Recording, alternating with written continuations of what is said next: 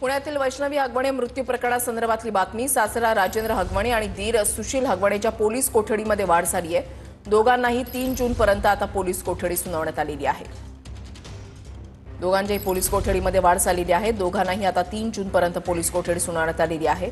पुण्यामधील वैष्णवी हगवणे मृत्यू प्रकरणासंदर्भात ती पोलीस कोठडी जी आहे ती आज संपली। त्यानंतर आज बावधन पोलिसांनी पुन्हा एकदा न्यायालयासमोर या दोघांना हजर केलं होतं।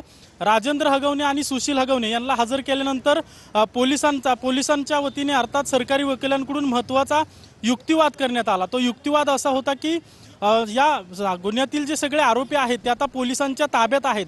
खरं तर निलेश चव्हाण हा एक सह आरोपी होता आणि हा सह आरोपी पोलिसांना सापडत नव्हता। तो सह आरोपी काल पोलिसांना सापडलेला आहे। त्यानंतर आपण पाहतोय की जे आरोपी पोलिसांनी या ठिकाणी आणले होते ते आरोपी घेऊन आता पोलिसांची गाडी निघालेली आहे। आपण पाहतोय याच गाडीत आपण पाहतोय सुशील हगवणे आणि राजेंद्र हगवणे यांना पोलिसांनी कोर्टात आणलं होतं आणि ही सगळी सुनावणी पार पडल्यानंतर आता पिंपरी चिंचवड पोलीस अर्थात बावधन पोलीस राजेंद्र हगवणे आणि सुशील हगवणे यांना घेऊन निघालेले आहेत आणि या दोघांनाही 3 तारखेपर्यंत पोलीस कोठडी सुनावलेली आहे। ही पोलीस कोठडीच्या आधारावर सुनावली। सरकारी वकिलांकडून जो युक्तिवाद केला गेला तो महत्त्वाचा होता। यातील जो सहआरोपी आहे निलेश चव्हाण, या निलेश चव्हाणला काल पोलिसांनी अटक केली आणि त्याच्यानंतर आज त्याला सकाळी 10च्या सुमारास कोर्टात हजर केलं होतं। त्यावेळी न्यायालयाने निलेश चव्हाणला 3 तारखेपर्यंत पोलीस कोठडी सुनावली होती आणि या दोघांना देखील 3 तारखेपर्यंत पोलीस कोठडी सुनावलेली आहे।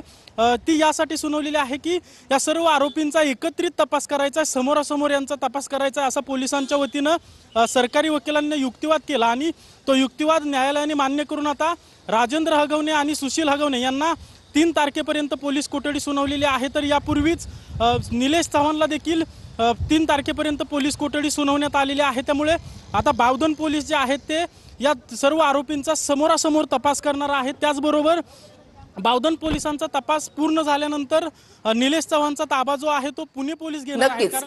नक्कीच धन्यवाद तुम्ही दिलेल्या सविस्तर माहितीसाठी।